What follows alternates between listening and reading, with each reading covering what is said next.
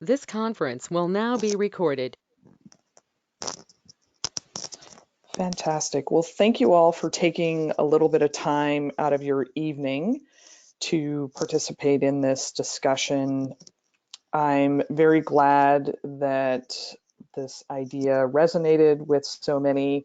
I know personally, I've been having a lot of conversations with just a wide variety of people, and this is certainly a topic that is front and center. And so we're all here to talk a little bit about the uncertainty professionally given the public health crisis as a result of the coronavirus that we're facing and some of the various social distancing requirements and shelter in home that's going on.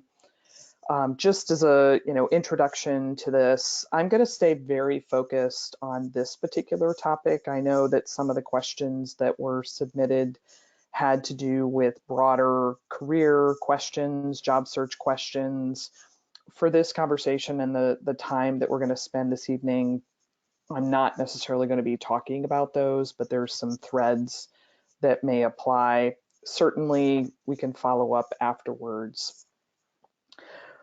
There are a number of individuals who've joined us. Again, thank you. Just as a quick introduction, some of you I do have an opportunity to know through the various coaching work that I do. Some of you were being introduced for the first time. So I just want to give a quick overview of who I am and why this conversation is something that I felt like I had some comments and insights to provide. My name is Pam Schilling. I co-founded and am the CEO of a company called Archer Career, and we are focused on trying to provide insights and execution of those things that affect your career advancement. My firm started about 10 years ago, focusing largely on individual career matters. We've grown and expanded into technology. And like many of you, I have my own career that I'm thinking about. I also have a small team as part of my company. I'm a small business owner, and these type of matters are not just the kind of work that I deal with, but they're also very personal. Prior to this, I have a background in strategy consulting, and I also worked about 10 years of my career in the technology industry. I have an MBA from Chicago Booth, as well as some other education. And one of the things I did at an early point in my career when I went into career coaching is I went back to Chicago Booth and worked with the full-time MBA students. You will see that there are some very particular perspectives that I gained from that experience because of the time that I was there. I spend also a bit of my time in higher ed. I teach as an adjunct professor at DePaul University in the management department. I happen to teach a career management class. If you have college students, if any of you are yourselves college students, this is a really tumultuous time. I have great firsthand experience with what my students are dealing with. And so, again, a lot of the things that I'm thinking about are because so many of us are dealing with the uncertainty of this environment. With that, I have about 4 topics that I want to discuss. So first, I want to talk a little bit more personally about my own experience dealing with economic shocks and what were some of the things that, like many of you, that I had to work through. I won't go into a ton of detail, but I at least want to give you some of that because, again, I think it helps understand and it helps us all relate to one another. The second thing I want to talk a little bit about is the context of this particular economic environment as a result of the coronavirus pandemic and compare and contrast to some of the prior economic shocks that we have. I'm a little bit of a business historian. I'm by no means an economist, but I think that by understanding that environment and the environment that we're in today, it can help us from a career perspective. Then there are some particular insights that in my own work experience, both in business and now in the career space, that I want to share with you because they have direct impacts on the hiring environment and then also within just generally how your career is being impacted right now. And then the final thing I want to talk a little bit about are some specific recommendations and actions that you can be taking right now. This is framed around many of the questions that all of you were asking, and I appreciate you all sharing some of that. It really helped me focus some of my commentary. Throughout, I'll be asking you, please share questions that you have during the conversation in the chat. I'll take some pauses to address them.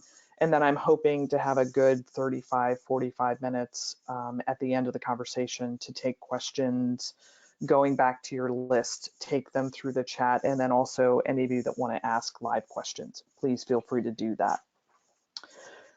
Excellent. So just by way of introduction, I have now been in the business environment, I guess, about 30 years or close to it. This means that over the course of my career, I have experienced, kind of as an adult, 3 major recessions. And this is probably not, too illuminating to any of you, but, since the early 90s, we've had 3 major recessions. The early 90s, from about mid 1990 to spring of 91, also in the early 2000s, and then in the late 2000s. Now, in those 3 periods, I was in very different places in my career. The first one in the early 90s, I was a college student. And quite frankly, I would call that a period of cluelessness. I was moving somewhere between my sophomore and junior year of college. Was I aware of everything that was going on in the world around us? Not exactly. I even spent a summer studying abroad and certainly moved away from some of the things that were going on in the US environment for that time period. And I was focused on the things that college students do. And also, I'm not sure that my parents were too, enlightening, frankly, at that stage.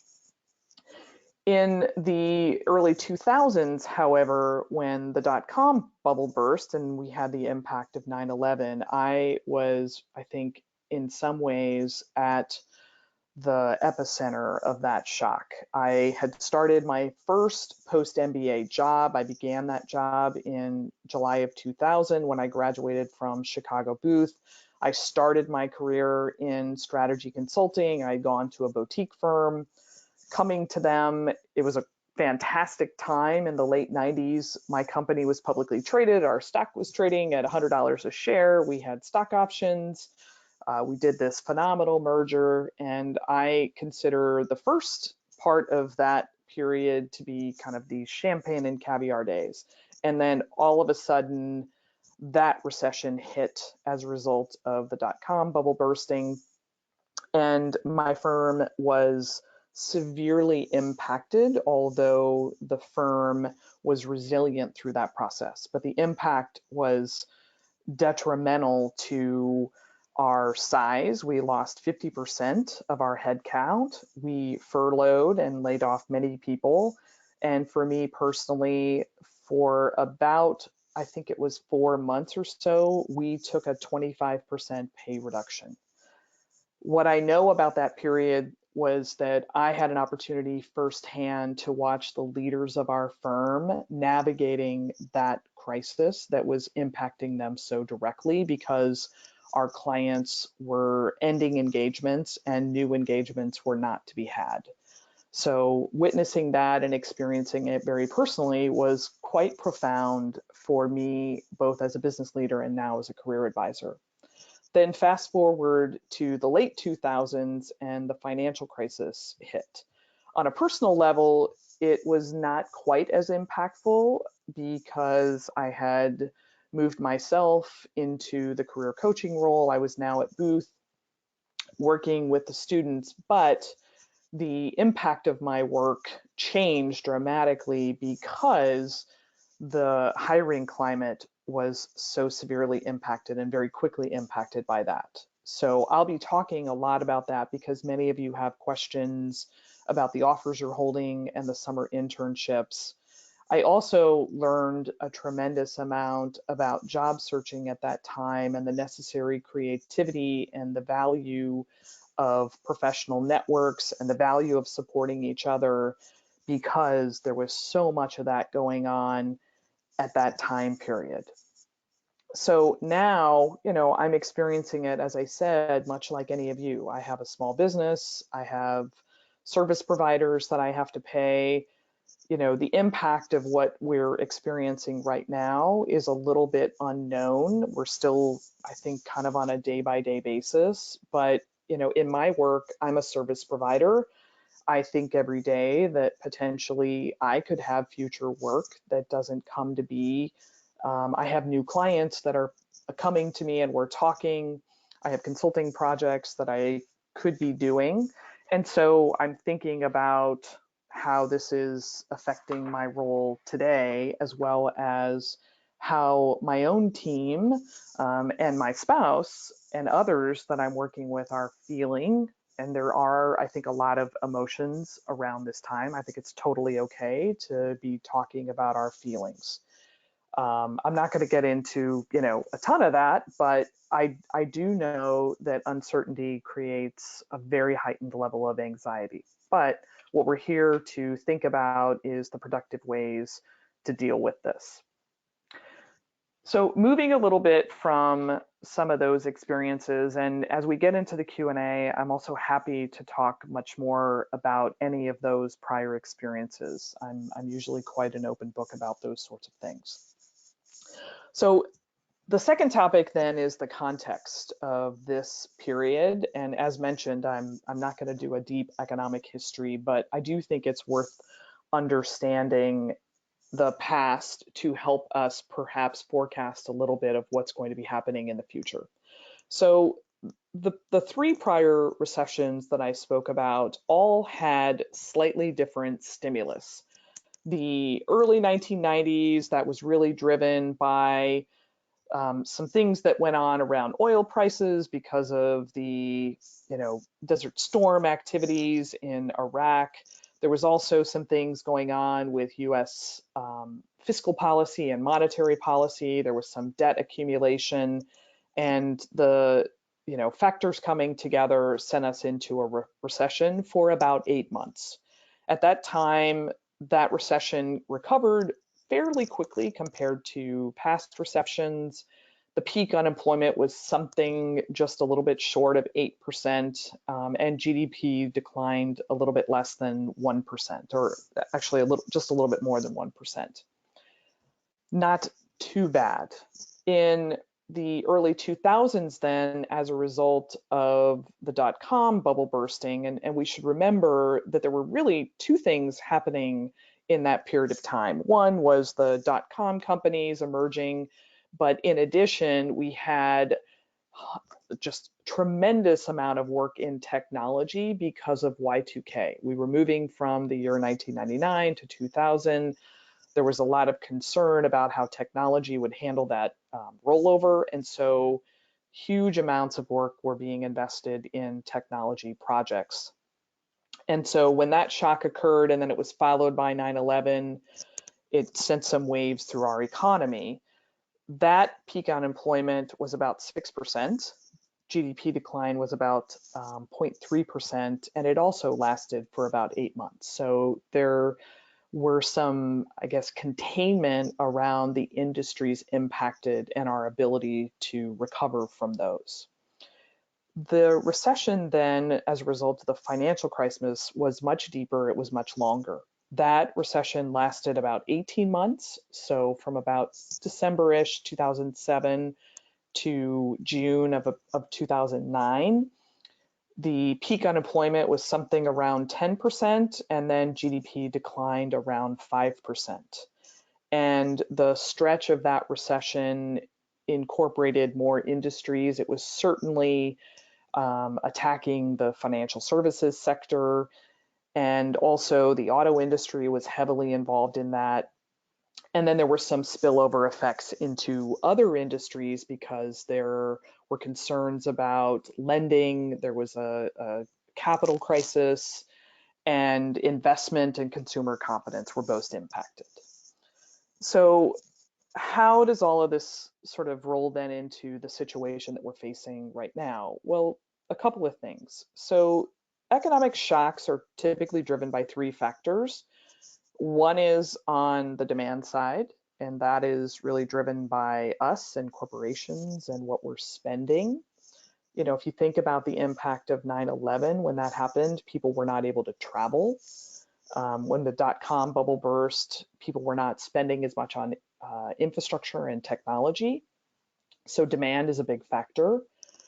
The second area that impacts the economy and can drive recession is on the supply side. And so when goods and services are being put into the economy. So the early 90s, that had to do with oil prices rising. And that drove some of the recessionary activity. The third then is the financial environment. And really that's what happened in the mid 2000s or the late 2000s with the fall of Lehman Brothers and some subprime mortgages. And that was just the domino that happened. And in the financial markets, it was very devastating. So when we think about the circumstances that we're in now, and I'm reading what a lot of the economists are saying, I'm reading what some of the leaders at the Federal Reserve are saying to try to, reconcile some of this. What I think is different now has both positive and negative factors. So one of the things that is potentially a concern for people right now is that all three of those shocks are occurring simultaneously. So we have a demand shock because people are having to shelter. We've shut down non-essential businesses. So consumer spending is immediately cut off. And what we know is that non-essential spending in the US economy is about 39%. So of our total GDP, that's quite significant. And there's also a much wider array of industries that are being impacted. If we think about it, anything non-essential, anything requiring physical space is being impacted by this. Then on the supply side, we have some choke points. We have the supply chain that's being influenced, shipments from one country to another, particularly with China. And then also there are some anticipated shocks from the financial sector. Small and medium-sized businesses are directly being hit. They have, more constraints on their cash flow. They have fewer reserves. Their loan capacities can be impacted, their ability to pay their loans, and then also the default rate can rise. So these present kind of the dark cloud scenarios that one side of the world of economists and the people at the Fed are talking about. But the other side of this discussion that people are discussing is that we are in a much better position. I mean, that may sound strange, but really economically, we're in a much better position than we were in 2007, 8, and 9. The trade barriers are very different. The Fed has had a much stronger kind of hold of interest rates and been on top of things related to monetary policy. The mortgage crisis and the value of homes and some of that underlying financial infrastructure is a little bit better today than it was back then. Consumer confidence is a little bit better. So there are some things that several of the leading thinkers in this area are indicating to us that we can absorb this shock a little bit better. The real question remains when it comes to public health and in particular the virus and the containment of the virus. How long is it going to take to kind of get that slope of the curve back in a decelerated rate? The longer it takes, then the more concerned that people are about the overall impact of the economy. So the forecast is, somewhat optimistic, a little bit bleak by those that really feel that this pandemic is going to be difficult to control. But if we go back to it, historically, most recessions have not lasted more than 18 months. I mean, that may seem like an eternity right now, but we can look at some of that empirical data to help us a little bit as we think about things going forward. So after laying out a little bit of that context, and by the way, I try to be very balanced. I don't want to be optimistic or pessimistic about this circumstance. I don't lean in this conversation into any of the political arenas. I'm not going to lay that over this conversation.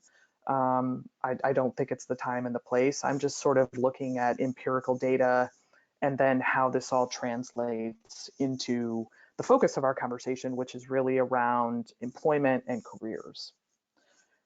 So as I think about this and I share maybe some of my own experiences and insights from the past 30 years or so, there's a few, I think, lessons that I'm trying to reflect on at this stage and then apply in some of the advice I'm providing and some of the suggestions that I'm going to give to all of you. So there's a few things that on the onset I want you all to keep in mind. So one is companies, organizations, employers right now, they're very much in survival mode. And what does that mean? It means if I'm a business, I want to keep my clients and customers engaged, happy, serving them based on our commitments, and having revenue continue is a top priority.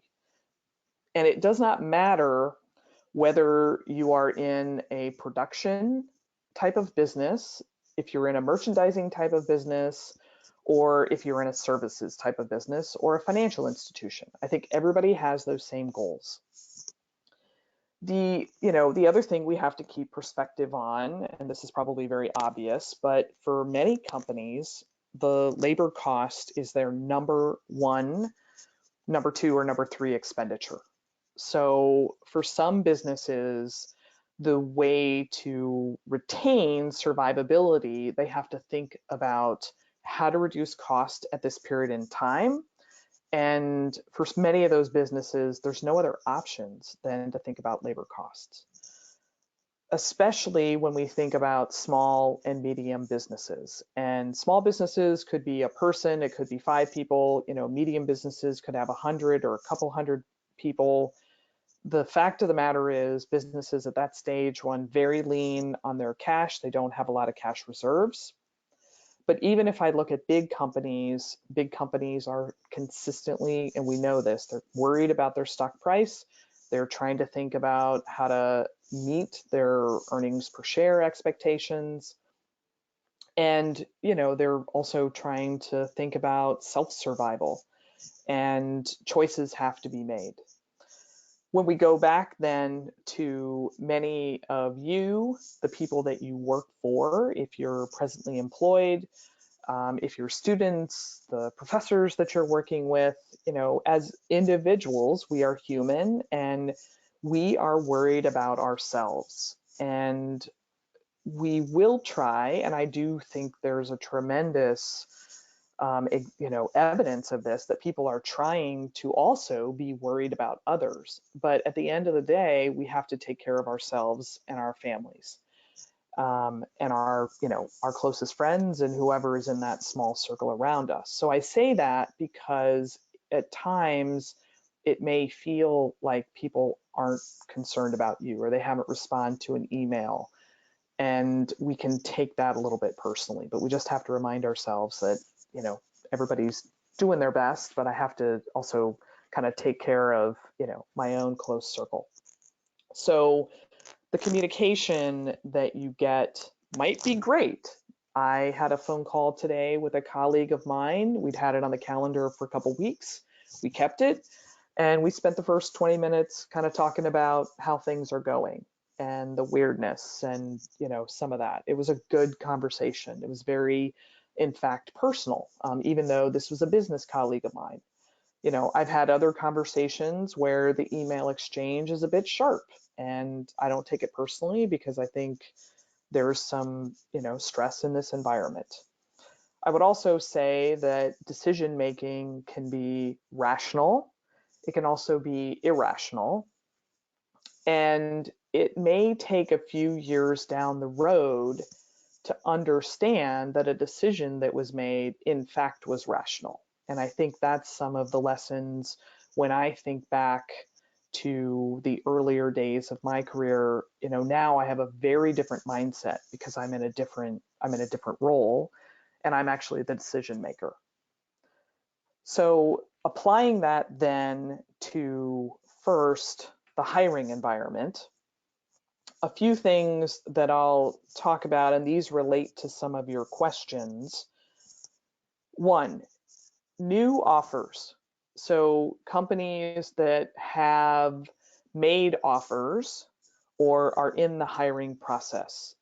The reality of the situation is that one, new offers may be slow to come. Companies may have to slow down that process. They may also have other fires burning that they have to deal with. The kinds of offers that might come more quickly are those that impact critical roles. What that is probably a bit determined by that organization. I know that, there's certain jobs right now like customer support and jobs in warehouses and, those sorts of things that have to do with dealing with the front line of getting supplies moved and, getting issues dealt with. Those are really high priority activities right now. So those jobs might take over. Also, there are degrees of impact on different industries. And so in the hiring environment for industries that are either on the critical list right now, or are in industries that are a little less effective or can weather this storm, that hiring may continue. It's just going to depend a little bit. If you're someone who's holding an offer and you've not started your job, I know that there's quite a few current students listening, some MBA students, perhaps some undergrad students. What occurred in the past was a phasing of activity. So some firms held steady, and that is fantastic, and I absolutely hope that that is the case. As the economic environment continued to evolve, one of the first things that companies did was push start dates. So if typically those might be in the summer, some organizations pushed them to late summer, to fall, to after the new year. Some companies offered stipends to have you delay your start date. They, rather than bringing you on full time, they offered some type of like cash bonus. That was a behavior that I saw some of the firms exhibit. And there were also circumstances, unfortunately, where some of the firms had to rescind their offers, which means they could no longer offer that full-time employment. I would say that that occurred with companies that had direct impacts from the recessionary environment. So in 2008-9, that would have been investment banks, asset management companies, so those organizations within the financial services sector. It did happen to consulting firms as some of their client work was delayed or had to end. And that was across many different consulting firms, whether they were large or small. It also happened in certain businesses that I would say had special circumstances.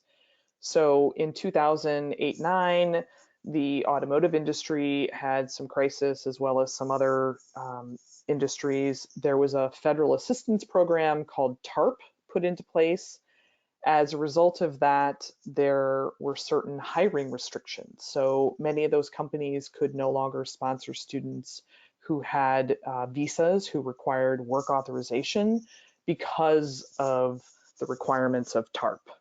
So I think a little bit about that because there is some legislation that looks like it's going to be occurring where there's some stimulus coming from the US government that may come with some restrictions. So it's something to consider and think about. And again, not every company was impacted by it. So there are these macro trends, but each of you will have to think about your circumstance individually. If I think then about the internship environment, there's some similarities to internships and full-time, meaning it occurred in phases where certain decisions were made very early, but some companies waited a little bit longer. I think that some internships outright were canceled, some were shortened, and again, it just depended on the organization. One of the factors that I'm considering right now, and probably many of you are as well, is that the calendar is not as favorable to us related to internships right now. So internships typically start May and June. We're not that far away from that time period. Probably some organizations are just going to make decisions so that they eliminate the ambiguity of the situation. And also for those individuals that their internship is no longer possible, it might give you a better opportunity to find something that's an alternative. And some companies know that and they want to, allow that best practice to happen for you. Other companies will be a little less proactive, and they may not be as quick to react. I think there's some concern. Probably I have greater concern about internships than I do full-time positions at this stage, just because of the evidence that we're getting about the effect of social distancing and the impact of that on new incidences of the virus. So as it relates then to those of you that are job searching, for sure, I think we can plan that it's going to take a little bit longer to find that employment. Some firms will continue to interview. The benefit of interviewing is that you can do things remotely. It may not have, the best flow of the process. So again, be patient. But, for the foreseeable future, which might be the next month, we have to anticipate that there's just going to be ambiguity of that environment. Now, I'm going to come back and talk about some things that I think you could be doing to both help the process and then also just kind of work our way through some of those potential circumstances when you do have offers or when you're job searching. That's related to the hiring environment. So separately, I want to address people that are employed and what this might mean. So as it relates to the job that you're in, there, again, are situations that we can see that might happen. So I experienced this myself in the 2000 recession. My firm, not only did we lay off people, we cut pay, we delayed promotions. That was certainly a factor.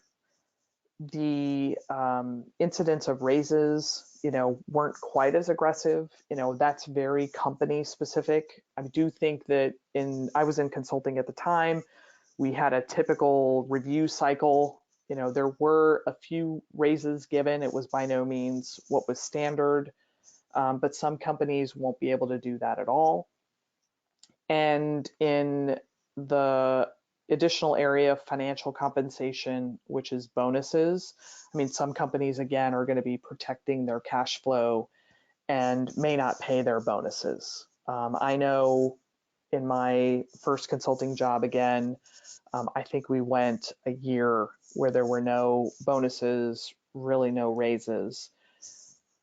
When I as I mentioned, you guys, now I've had some time to reflect on this, from that experience, particularly with my first consulting job after business school. And there was a lot of, shall we say, water cooler talk about the choices that the firm leaders were making. And we had about 1,000 consultants at the time, so not a huge firm. What I know now, and I have many relationships with the individuals who were partners at the time. I actually have a gentleman who's on the board of my company who was a partner that I used to work with at Diamond, and he was a part of those decisions. A couple people I know, and their conversation was much more about, rather than shutting the doors of the firm, which many companies at that time did, and many consulting firms kind of in our peer group did shut their doors, they had to make some of these very painful decisions that affected individuals for the sustainability of the organization. And there's a legendary story. My firm was run by a gentleman named Mel Bergstein, who's passed away in the past couple of years. But Mel was possibly one of the most transparent leaders I've ever worked for. And he would frequently tell us that he was making decisions to impact our firm, to help us survive. And some 15, 20 years later, many of us would be in his chair and we could give him a scorecard then when we had to be in those decision-making positions. And if we thought he did it right or we thought he did it wrong, he was really asking us to be patient in judging him because it's so hard to make those decisions at this point in time. So I didn't like what happened to me personally, but I can understand what they were trying to do. I mean, there may still be a few things that I wish had been done differently, but that's always the case. So, I say that because there are, things that could potentially happen. They may not be happening right now. We don't exactly know, and we don't know the choices that different companies and different employers are going to be making. What I think it comes down to is companies will make their choices based upon, one, the culture of that firm, and number two, a bit based on their balance sheet. And do they have the ability, based on the cash reserves of the company, to do certain things? And if you think about the profit margins of businesses, some businesses run on very razor thin profit margins. It just gives them limited flexibility. So all of these things can kind of come together. And as you're navigating and trying to understand either the organization you're a part of, an organization you might be going to because you're holding an offer, or if you're job searching, what organizations you might be targeting, look at their financial statements, listen to how they're talking, listen to how they're communicating, look at some of the information that is posted on social media, and what are the leaders saying? Are people reaching out to you from the recruiting teams or the hiring teams? And if they're not, it's okay to check in. We're going to talk a little bit about that in some of my suggested actions. So I'm going to take a little bit of a pause right now to see if you guys have any questions, if there's anything that I've spoken about to this point that maybe you want me to elaborate on a little bit further. And I'll take a few questions through the chat for a couple minutes. And oh, by the way, if you want to ask your question anonymously, feel free to do so. You can just send it to me directly. And while those are coming in, I'm going to look at my list of questions.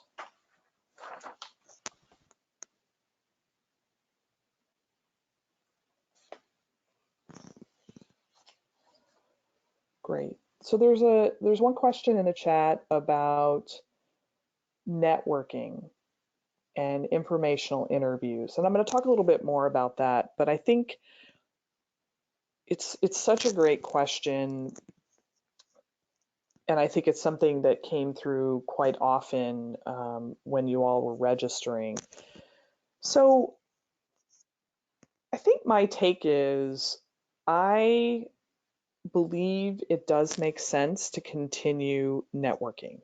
I think that if you do it with both sensitivity and professionalism, I think that people will respond to it.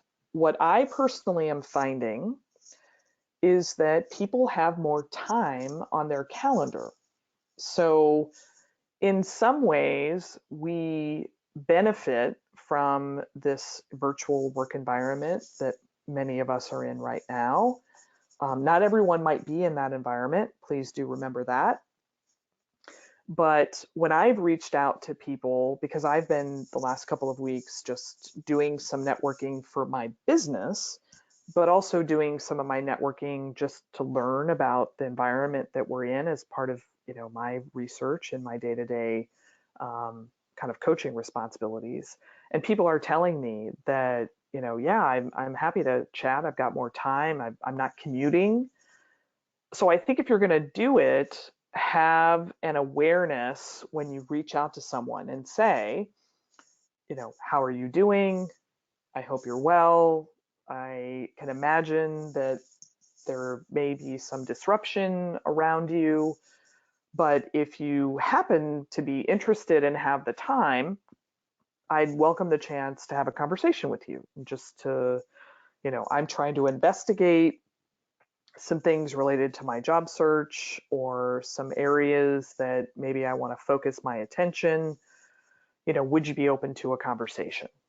And I think when you then get that response and you set up some time, I think the conversation might be best served first by just, acknowledging, kind of the experience we're all having. How are you doing? How are you dealing with things? Do you have family at home? Are you, balancing work and the kids? I mean, I think we're at a time where people are very open to personal conversations. I mean, you should read the room to make sure that's comfortable. But then I think the second thing is ask what challenges are being faced. I was on the phone with a business school class of mine who I've been talking to recently about doing some marketing work for my company. And my first question was, how are you guys faring? How is your client work doing? How are the people on your team? And we probably spent a good 15 minutes kind of business person to business person, thinking about what challenges we were facing. And I think people really appreciate that. And then what it can translate into is you gaining some understanding about where there are needs in those organizations. And if you're in sales, that's really valuable because the priorities that the organization has may not be relevant to the product or service you're selling. And it just may be, hey, now's not a good time, but thanks and let's talk again. If you're job hunting, you can help yourself understand where the needs are and maybe think about how that fits you and your skill set and the kind of role that you're thinking. So I think that, that networking can be very valuable. And, in the request, just, be truthful, be real, be authentic, and focus on the person as well as your need. There's another question about the industries. And, I'm going to probably put on a little bit more of my consulting hat here, as well as, what I think about from a career coaching perspective. I mean, I think we want to think about the kinds of industries that are supporting us right now and being stressed. So services industries, technology industries, certain manufacturing industries, industries that are in the supply chain, and then probably one of the most obvious ones is healthcare. And I think we're learning about different ways that we're operating as businesses, remote work. So I think about the telecommunications companies that we all would not be having this conversation if we did not have wireless and a telecom infrastructure. I think about the providers, I'm using GoToMeeting, all these companies that provide virtual technologies, whether it's virtual communications, virtual learning, um, the ways that companies workflow, the government services that are provided, how much information is now having to be put out by the government, research, command and control, all of those things. I do also think that, those industries that affect the supply chain, transportation, I think those industries will recover faster. And then all these non-essential businesses, the question I think abounds, like, how fast is that recovery going to happen? I mean, airline travel, for example, it's practically shut down. At some point, people are going to be able to travel again. Business travel may happen quickly. How much of a lag is there for personal travel? So kind of think about the essential businesses and how well they're doing, and then some of these consumption driven businesses might be slower. And I think my final comment is, we're seeing some really unprecedented activity happening around delivery, um, online e-commerce, um, perhaps services that move to virtual. I don't want to pick out any particular companies, but you guys know, I mean, there's certain places that you can go and you don't have to have a person kind of dealing with your checkout. Virtual banking, right? So some really, I think, extensions of already the technology environment that we're a part of. Medical diagnostics, medical testing, biotech, all that stuff. I think I'm kind of excited for the future. I know it doesn't also help businesses that are driven by human resources. There are some individual factors that could influence careers in those areas, but the truth is that I think, and I think someone actually asked this question, I thought it was great, or made a statement that at times like this we often see our greatest levels of innovation, and we may be experiencing that. The final thing I would say related to this question is, look at businesses that aren't sexy. I probably am a little bit biased here because my husband works for a software company that provides workflow solutions around records requests, like government records requests. It is not sexy, but it's mandated by law. And right now, there's peak needs for that type of records request because so many people are trying to get information. So I would have never had an awareness of this, frankly, if this wasn't his job. But it also reminded me that these are the kind of businesses that have fantastic opportunities. They're just not super sexy, and sometimes non-sexy businesses present the best opportunities. Um, so there's some questions about the recruiting environment and the impact. There's a couple of them. So if I think about my own experience and what I witnessed, both as a hiring organization and then working in career services, I I think that there are going to be certain companies that pause their recruiting. I think we're seeing it already, right? This is the spring. Some of you are in graduate school. Maybe some of you listening are in undergraduate programs. You may, see that any type of campus related activity is being paused or canceled. I've been doing some research on websites like Reddit, where there's a lot of exchange, and Twitter, and I can see some of that activity happening. So there are some companies who right now are going to take an approach of, we're just going to cancel our recruiting efforts like now for the roles we're hiring now because we want to be conservative. And others are trying to add clarity because they don't know their needs, and it's just better to create that clarity. And if the role is not essential, then you can make those type of choices.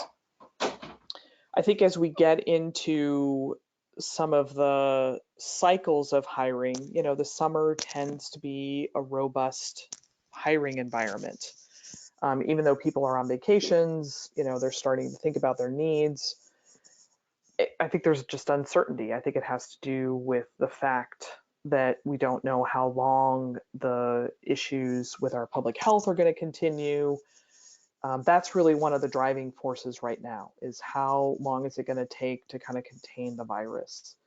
The fall, I think it's way too soon to tell. I mean, on campus, typically fall hiring starts happening in October. Many of those jobs aren't going to start until the following summer. Some firms will make choices to curtail and just cancel all their interviews. Some will just cut back, so they won't cancel entirely. I think, I can't give you guys the exact answer, but I think you're going to see a phasing of activities. And I don't think it's going to be isolated in certain functional areas or certain industries. So, in the past, consulting firms, the larger firms, have a little more sustainability because they have financial resources, they're not public companies, they're usually hiring out for some longer periods of time.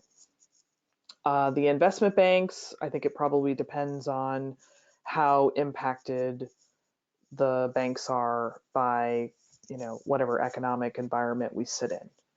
Other boutique type firms, smaller firms, may choose to just not do any hiring. And, they may choose to not do hiring in the fall. They might wait until the spring, right? They have that discretion. So, those are just some of the factors that we've seen in the past. We can't quite predict at this stage. I mean, it's the middle of March. I would think by May, we will know we will have better forecasting ability to see what's going to happen in the fall. That would be my anticipation. And I think there's some other questions about a surge, especially for companies that help with distressed companies. I think I would answer that question this way and maybe broaden it just a little bit.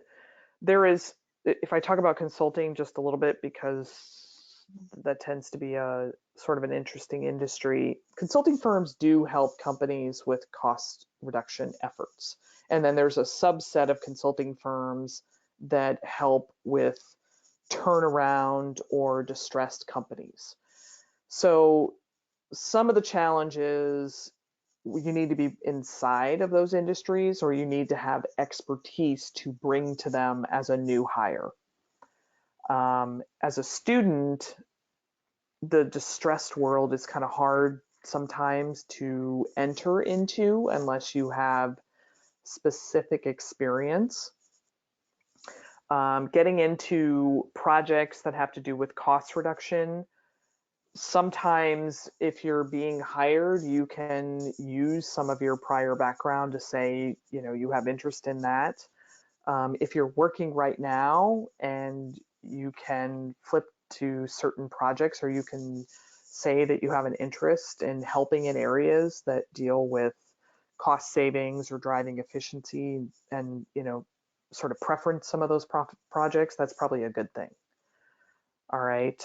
But all of those questions kind of relate to, yes, there's uncertainty. Yes, there's the probability that hiring will be slowed. Yes, there's a possibility that hiring will be reduced. And if we move to a state of real recession, there's the probability that hiring will end. And then in the worst case scenario, there's a possibility that offers could be rescinded. I think I will put at my final summary here. I do think that employers are smarter now. I would like to believe that, and you guys can all come back and tell me that I'm naive in the fall. I think that 2008, 2009 caught people off guard. And 2007-ish, 2006, 2007 had been a peak hiring year. Then when the recession hit from the financial crisis, people did not have shock absorbers in place. And so everybody, I think, may have overreacted or reacted quickly or reacted extremely. I think now, and again, we'll all learn if my thinking is correct or delusional, I think that we've been talking about a recession coming for a couple of years, that we were a little bit overdue. I think as a result of that, the hiring recently has been good, but it's also been calculated. It's not freewheeling. And so I think that some organizations were trying to put those shock absorbers in place so that they can weather this storm a little bit better. I mean, I think people are generally prepared better for recession. The overlay of the coronavirus and the pandemic, it just has a degree of uncertainty because we don't have exact business measures that we can put in place to handle all that because it's a health issue. So, some of those matters we can't fully predict, right? And then one of the other questions around the lag between the economy kind of getting back on its feet and hiring. I think at a macro level, I mean, companies want to grow, they want to hire people. If companies are strong in their fundamentals, if they've been conservative in their hiring, they'll go back to normal hiring. They probably have positions that are, there's some pent up need for them that they'll release and hire. When hiring is done through campus environments, there is kind of a normalcy that organizations go back to. And it probably depends on, in the campus environment, it probably depends on when that recovery happens and if it's going to hit a normal hiring cycle in the campus environment But then also, I think companies can adapt. They can do hiring cycles in late spring, they can do them in summer. It just depends a little bit on some of their needs.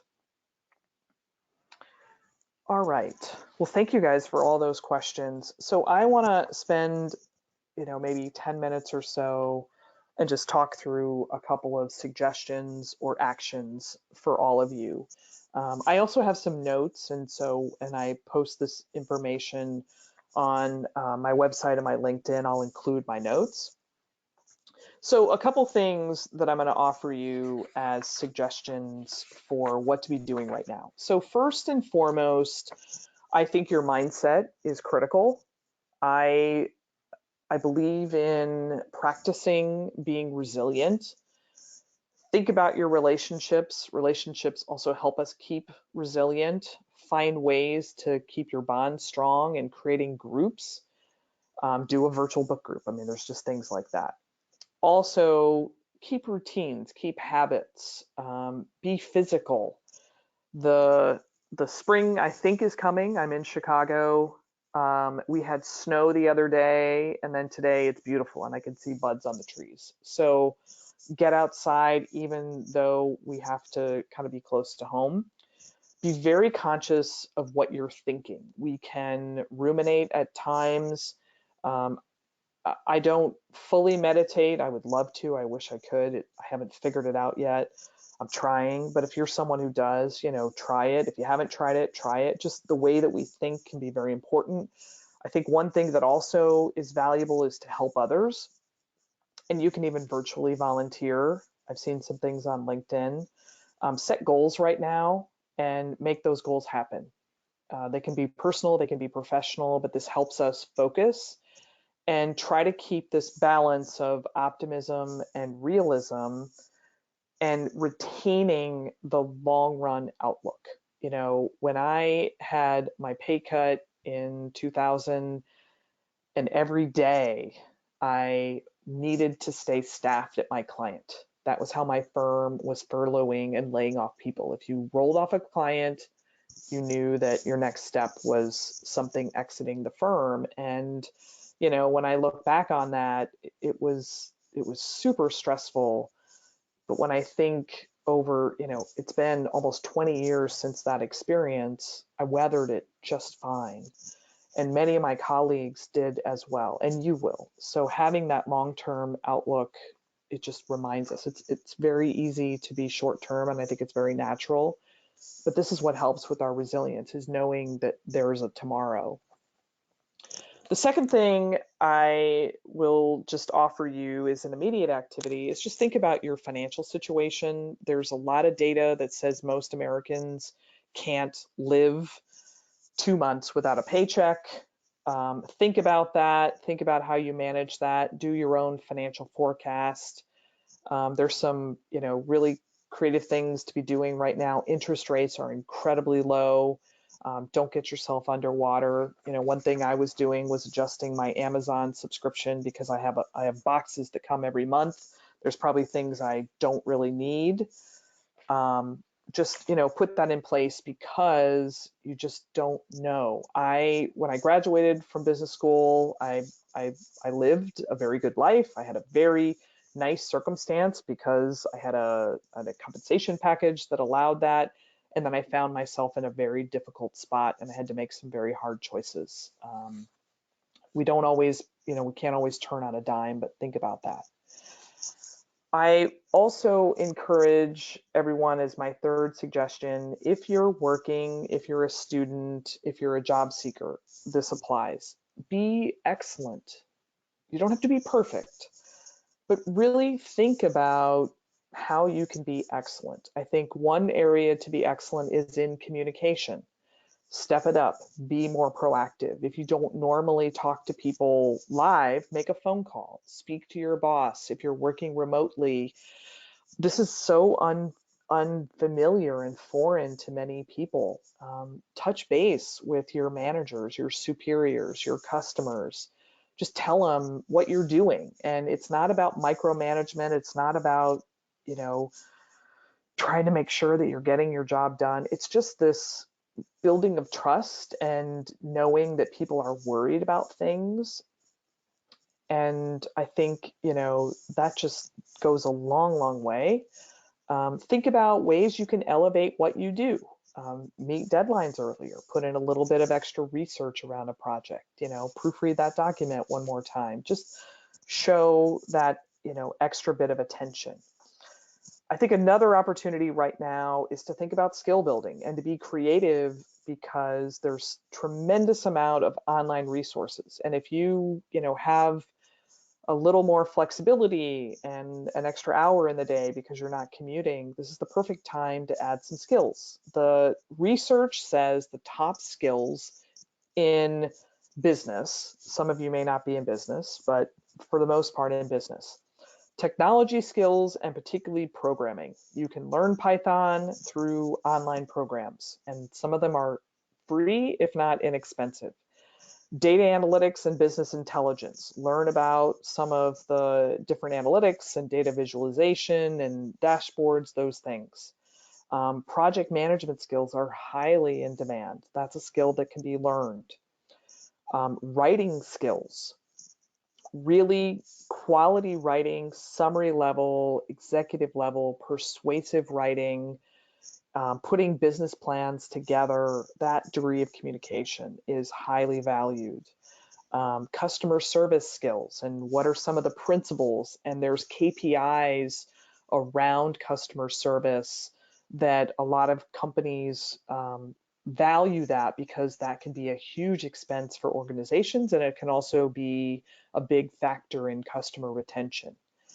In the area of marketing, huge demand for marketing skills. Marketing research, marketing analytics are just a couple of them. Pricing and pricing strategies, so much to learn. And do you have a skill set that could be transferred over to that?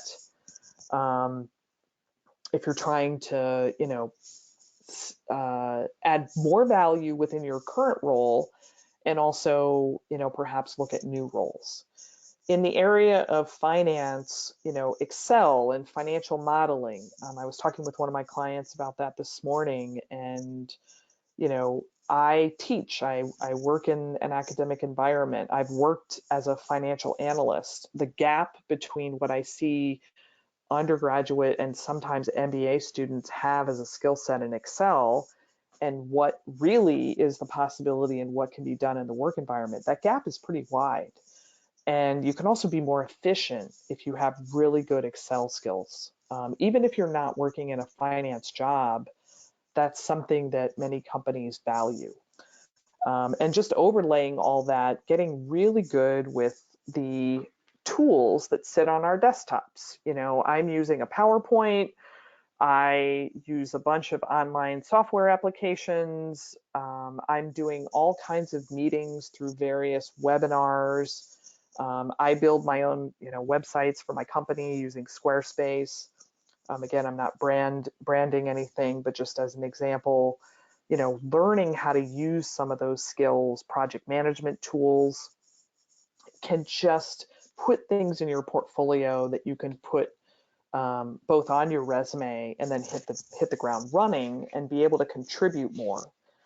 If I think about a theme for skill building and what can be valuable if you're a job seeker, we need people who are data literate in the business environment today. I was having a conversation with someone this week that I do business with, and just all of the challenges that companies are having getting insights out of the data that they have. And the better that you are at being able to do that and working with data and thinking analytically, that's something that you can contribute to organizations in all different industries and sectors.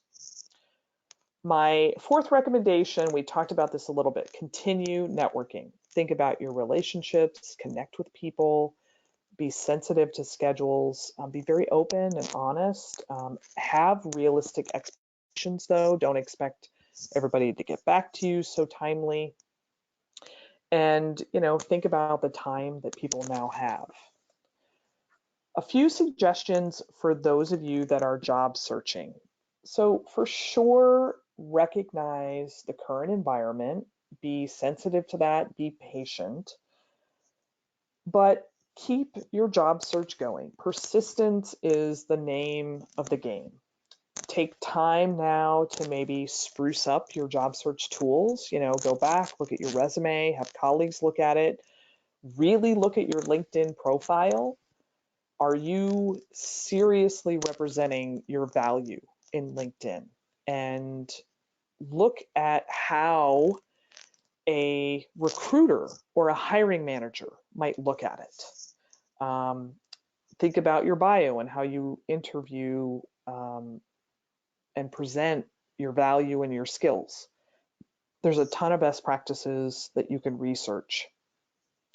What I think you also want to really hone in on, and this is for anyone, whether you're a job seeker or a student or a working professional, just really think about what you can contribute to the organization. The one thing you can do in this job search is, instead of just thinking about why the job is good for you or what you want, which I know is important, but put that aside for a moment. Figure out where companies are facing challenges and how you can help them solve that challenge. And that just changes the tone of a conversation. Then do your homework. Look at organizations that really have essential services right now. Be open to an alternative role. My husband did a job search last summer. I've talked about it openly with many of my clients and when I'm doing workshops. He originally was looking at an implementation role in a software organization, and his skill set just didn't quite fit. And ultimately, he was hired in their customer support team, and it's been a great fit. And it's helped him, and perhaps at some point he'll be able to move to that implementation role. But what they really needed was great customer support people. So, maybe there's a role that gets you into the right company. And if it's the right company, then you should be able to move if you've done great work for them and shown your value.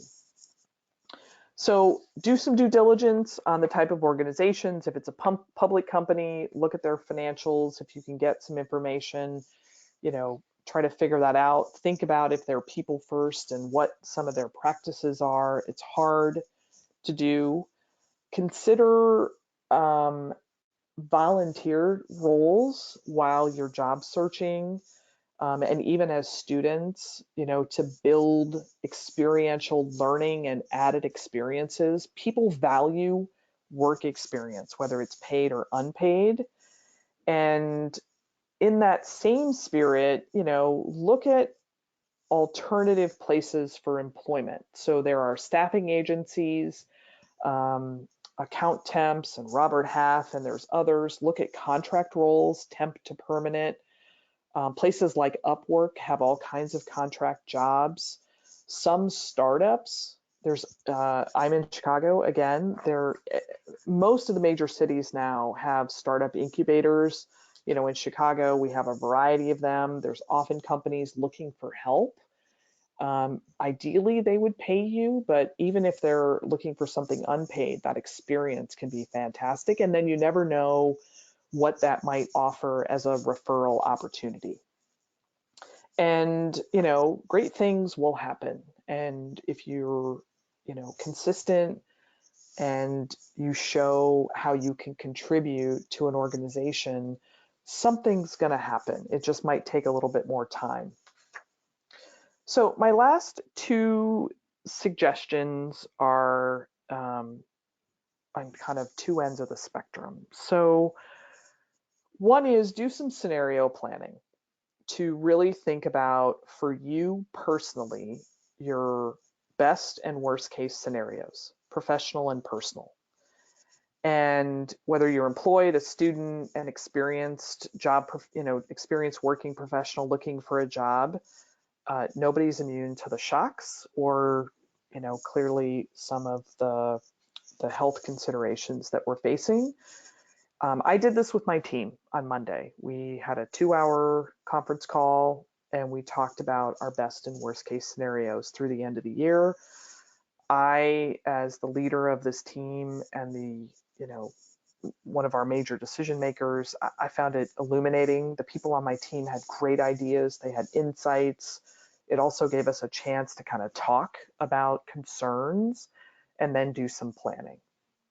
So I really recommend that, and talking with others and not being afraid, because almost everybody's in the same circumstance, and it does not show weakness. It just shows an attention to planning. So that's kind of one side of the spectrum. The other side then is take advantage of this time. It is unprecedented, but quite frankly, I've spent more time with my family the last 2 weeks than I normally do. I work multiple nights a week.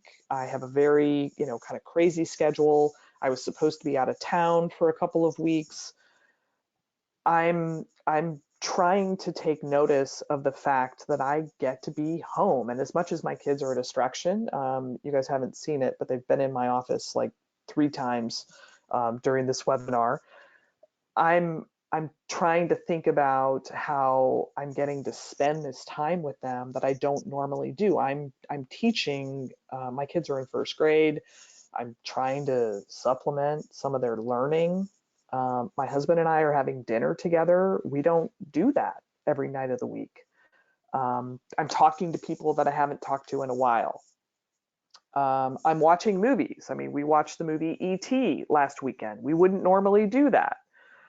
If any of you are too young to know that movie, look it up on the internet. It was fantastic. So I say that because this is part of being resilient. And being resilient is noticeable. People in the employment environment notice when you're realistic about the circumstances, but just saying, hey, I'm gonna make it work, I'm gonna make the best of it. And as I kind of wrap up my comments, and I'll take some more of your questions, I want to think about examples that I've seen. So one of my very close friends, when I first started my job at Diamond, which was my firm right after business school, we were in the same start group. So we started literally the same day. I won't use his name, just for some confidentiality. But when our firm did furloughs, I was at a client and he was not, and so he was furloughed, which means he was not working. And then eventually our firm had to do layoffs, and he was one of the people that lost his position. And so for about 2 years, he worked as just an independent consultant and trying to do projects. I had moved on to another company about 3 years later, and I hired him to come in and do a project as part of my team. And then eventually things, kind of got back together, and he actually went back to our firm and made partner in about 6 years, and subsequently has risen through the ranks of the consulting environment, and is now at one of the extremely large consulting firms, and is like a practice leader. And I look at how he took the kind of bumps and setbacks of that time. I admire him because he's a smart person and he's a fantastic consultant, but I equally admire him because of that resilience and that tenacity. So, I think we all probably know people like that, and it's inspiring. And I'm hoping that we don't find ourselves in those situations, but whatever lies ahead of us, we're going to deal with it. So keep that in mind. A few more questions. So I'm going to take more questions by the chat, and then I'll also open it up if anybody has any live questions. I'll take all of us off of mute if you would like to, and then we'll wrap up in about 15 minutes. So one of the questions that I now have, taking on an alternative role, if you have to move laterally to stay employed, or is it better to maybe move into the right company? So I think I think this question, if you guys are in a situation and you have to move laterally, I don't think that's a problem. I think down the road, it could be 2 years, it could be 3 years, when perhaps you're going to move again. I think people will understand that because everybody's aware of when these economic shocks happen. I think internally, even within organizations, moving laterally or moving on to a project that needs you and your skill set. Um, it There is this concept that some people still, I think, adhere to, which is around loyalty and, doing what's best for the team. Now, I appreciate that concept and I think it makes a lot of sense. I don't think you have to do it at the expense of giving up your professional goals, doing things that don't fulfill you. But I also think that there's time periods when those choices make sense. So, staying employed right now for many people is a high priority. Um, and, finding yourself in the right company sometimes I think is the first priority versus finding the right job. With my, again, sort of perspective over the years, the best jobs I've had were the best jobs because I was in the best company, at least the best company for me.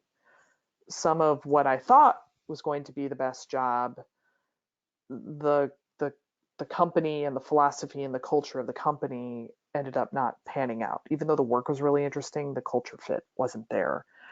And in times when we are dealing with these uncertain situations, I think I would probably give priority um, to companies that have really good people practices and have leaders that are trying to be as thoughtful about their choices as possible.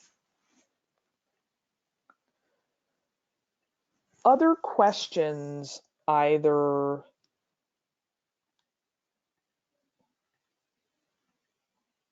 live or through the chat.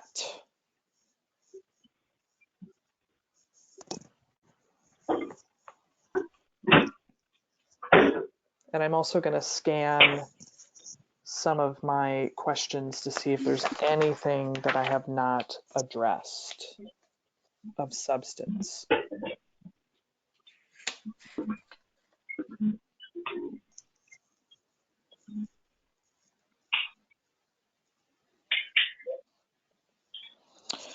So there's a question about international opportunities. I think from my perspective, and I fully, I can say I don't have complete exposure to this right now. But from my perspective, I mean, I think that the challenges we're facing are across many countries. I do some work in Europe. I travel to Europe every spring to give a lecture. I have colleagues over there.